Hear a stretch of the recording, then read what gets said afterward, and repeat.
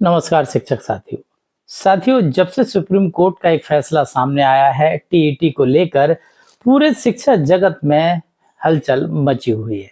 मध्य प्रदेश ही नहीं, पूरे देश में, मध्य प्रदेश सहित पूरे प्रदेशों में इस बात की चर्चा है कि क्या टीईटी की परीक्षा सभी शिक्षकों को देनी होगी, कौन से शिक्षकों को टेट परीक्षा देना होगी, किसको राहत मिलेगी, और यदि यह परीक्षा नहीं दी गई तो क्या वास्तव में शिक्षकों को नौकरी से हाथ धोना पड़ेगा।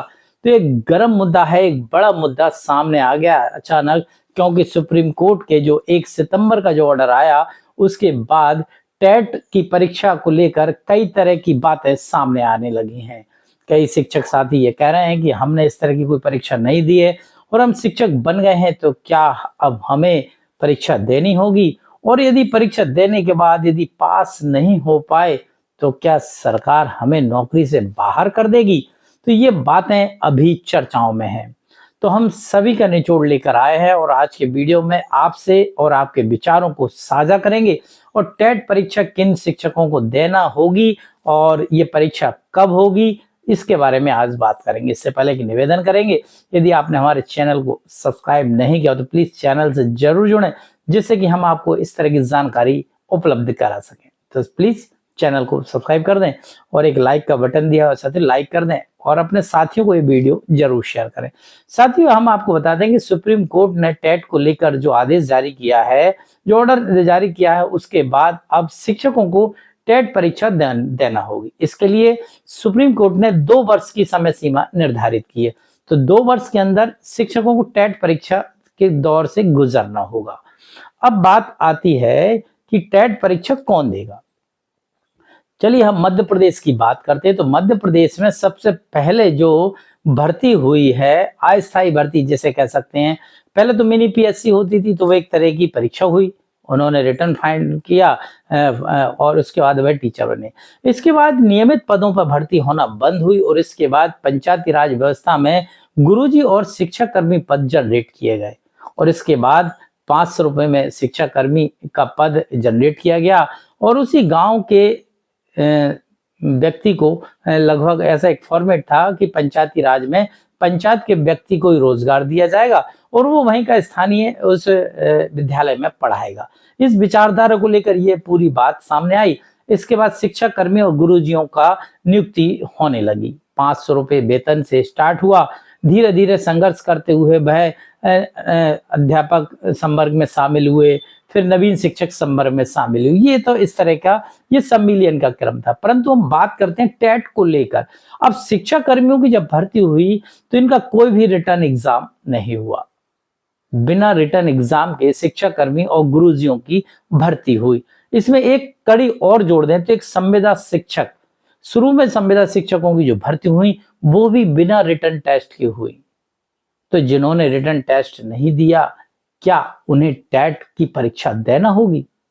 क्योंकि ये 3 कैटेगरी जो निकल कर आई हैं, गुरुजी, शिक्षक कर्मी और संविदा शिक्षक, ये 3 कैटेगरी के शिक्षकों द्वारा किसी भी तरह का रिटर्न एग्जाम नहीं दिया गया, और वह सीधे सरकार की जो पॉलिसी थी उन पॉलिसी को ध्यान में रखते हुए टीचर बन गए।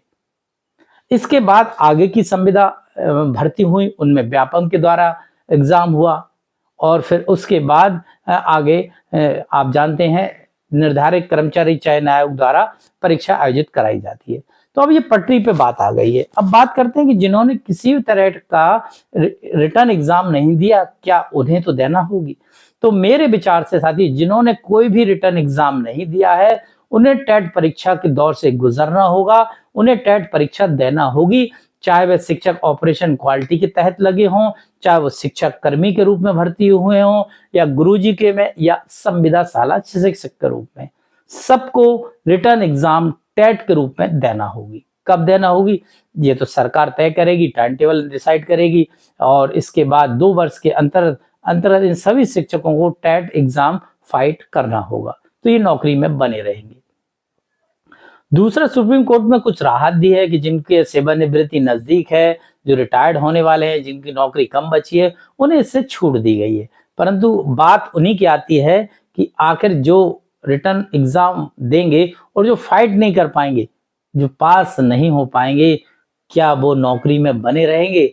तो यदि आज की परिस्थिति या आज के ऑर्डर की बात करें तो ये बिल्कुल मुश्किल है। जो टेट परीक्षा देने के बाद पास नहीं होगा उसे नौकरी से बाहर कर दिया जाएगा, स्पष्ट सुप्रीम कोर्ट का ऑर्डर है। इसमें गलती किसकी है? क्या जो पॉलिसी के तहत शिक्षक नियुक्त हुआ उसकी गलती है, सरकार की गलती है, जो सुप्रीम कोर्ट ने अचानक इस तरह का ऑर्डर दिया और अब शिक्षक परेशान हो रहे हैं? साथियों, एक बात मैं आपसे शेयर करना चाहता हूं, ये बहुत ही महत्वपूर्ण बात मुझे लगती है और आप बताइए कि ये कहां तक सही है या बिल्कुल इसमें कुछ और भी ऐड करना होगा। साथियों, यदि कोई भी भर्ती सरकार करती है, कोई भी सरकारी नौकरी का विज्ञापन सरकार जारी करती है, उसी विज्ञापन के आधार पर परीक्षा का आयोजन होता है और उसी आयोजन के बाद पूरी अहर्ता पूर्ण करने के बाद शिक्षक या अन्य कोई भी कर्मचारी अपनी सरकारी नौकरी में आता है। यदि वो नियम ही गलत हो तो इसमें किसकी गलती? पहली बात। दूसरी बात, शिक्षक नियुक्त हो गया, वर्षों तक सेवाएं कर रहा है, अचानक से इस तरह का आदेश आ जाता है, तो बीच में इस तरह का आदेश आना, क्या ये न्याय संगत है? क्या ये नैतिकता वाली बात है? दूसरी बात, तो ये सारे जो बीच में टेट का ऑर्डर जो बीच में आया, इसका मतलब तो ये हो गया कि सरकार कोई भी भर्ती का विज्ञापन जारी करे, पहले कोर्ट को दिखाए कि साहब ये देख लो, कोर्ट इसको देख ले कि ये नियम सही है कि नहीं, यदि सही नहीं है तो अभी बता दो, जिससे कि हम उसी के हिसाब से फिर आगे की सरकारी नौकरियों में भर्ती शुरू कर दें। अरे सरकार ने जो नियम बनाए थे, जो नीति निर्देश निर्धारित किए थे, उन्हीं मापदंडों पर खरा उतर के कोई भी व्यक्ति सरकारी नौकरी में आता है। अब वो नियम गलत थे तो ये किसकी गलती है? यदि नियम में कुछ कमियां रह गई हैं तो उन कमियों के लिए आखिर आम जन या कर्मचारी वर्ग क्यों जिम्मेदार है? यदि सरकार ने जो नियम बनाए उस नियम के हिसाब से उसने नौकरी प्राप्त कर दी। आपने टेट की बाध्यता इसमें ला दी। आरटी जो एक्ट 2009 से लागू हुआ है, उसके बाद सारे नियम लागू होते हैं मान लीजिए, पर 2009 के पहले जो शिक्षक भर्ती हो गए, क्या उन पर भी सारे नियम लागू होंगे? तो बहुत सारी बातें चल रही हैं इसी बीच, और इस टेट के ऑर्डर से 1000, 2000, 3000 शिक्षक नहीं, मध्य प्रदेश में ही लाखों शिक्षक हैं जो इस दायरे में आएंगे, और पूरे देश की बात करें तो पता नहीं कितने संख्या या आंकड़ा निकल कर आएगा जो इससे प्रभावित होंगे। तो सुप्रीम कोर्ट ने ऑर्डर तो दिया है, ऑर्डर के खिलाफ तो कोई जा नहीं सकता। सरकार इसके विषय में अब संज्ञान लेगी, देखेगी क्या करना है, किस तरीके से टेट का एग्जाम दिलाना है, कब इसको दिलाएंगे, ये तो सारा डिसाइडेड सब राज्य सरकारें करेंगी। उसके बाद डिसाइड होगा और फिर परीक्षा का आयोजन होगा। तो टेट का एग्जाम किसे देना होगा ये स्पष्ट तय हो गया है। लगभग जिन्होंने किसी भी तरह का कोई भी रिटर्न टेस्ट नहीं दिया, लगभग उसे तो टेट जैसे एग्जाम से गुजरना होगा। राहत उन्हें मिल सकती है जो व्यापम का परीक्षा रिटर्न करके शिक्षक बने या कर्मचारी चयन मंडल द्वारा रिटर्न एग्जाम हुआ उसको फाइट करके आगे बढ़े, वो नौकरी में आए, इनको राहत मिलेगी। और जो किसी भी तरह का रिटर्न एग्जाम देकर नौकरी में नहीं आए हैं, शिक्षक नहीं बने हैं, उन्हें टेट की परीक्षा से गुजरना होगा। तो ये एक बड़ा ऑर्डर है और इस पे अभी चर्चाएं बनी हुई हैं। इस पे और भी कोई नया अपडेट सामने आएगा, कुछ नई बातें सामने आएंगी तो हम आपसे साझा करेंगे। और ये इस वीडियो में दिखाई गई जानकारी आप कितने सहमत हैं, आपको क्या लगता है कि इसमें और क्या होना चाहिए, और यदि आपके कोई विचार हैं तो कमेंट्स बॉक्स में हमें बताइए, जिससे कि आपके विचारों को हम ध्यान रखें और आगे का जो अपडेट न्यूज आए, अपडेट डाटा निकल कर आए, उस पर हम आप वीडियो बनाकर सभी जनों तक ये जानकारी साझा कर सकें। उम्मीद करते हैं कुछ वीडियो में आपको अच्छा लगा होगा। वीडियो ठीक लगा हो तो अपने साथियों को शेयर जरूर कीजिए, और आपका कोई विचार है तो हमें जरूर बताइए। हम नेक्स्ट वीडियो का जरूर इंतजार करिए, क्योंकि जो अगला वीडियो होगा वह बहुत ही लेटेस्ट होगा और टेट एग्जाम को लेकर एक सटीक आने वाला है।